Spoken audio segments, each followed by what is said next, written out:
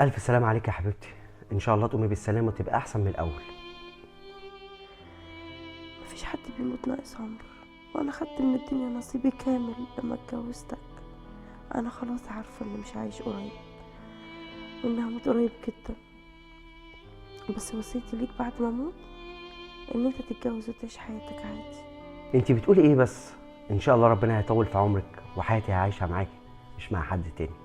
ما تتعبش قلبي معاك بقى، اوعدني ان انا بعد ما اموت ان انت هتعيش حياتك عادي، عشان اموت وانا مطمنه عليك. اوعدك.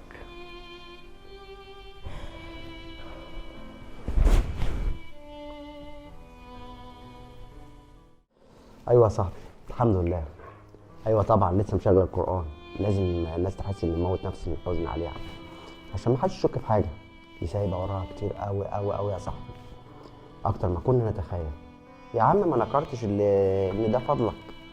لولا الماده اللي انت اديتها لي دي ما كانتش موتتها بانت طبيعيه ابدا.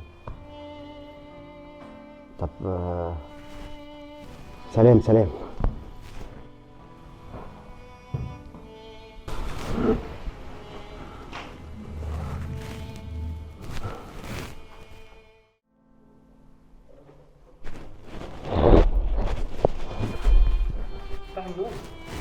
انت مين؟ اطلعي دلوقتي، انا ما بخافش.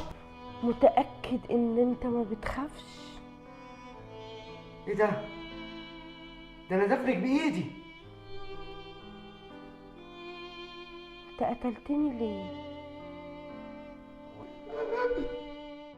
ايه ده؟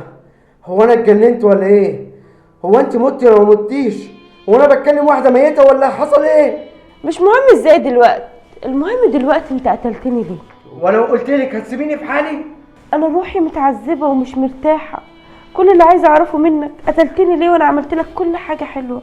انت ربنا كرمك بنوزع عربيات وشقق، وانا حته موظف يا ما عرضت عليكي اشتغل معاكي واشغل لك الدنيا، وانت كنت بترفضي.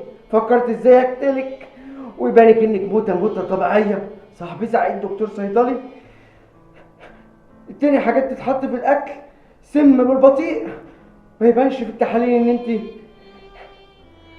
متي. خليني اقولك ان اللي فات ده اتصور، لو حابب تذيع هنذيع، ولو مش حابب برضه هنذيع. مبروك عليك السجن.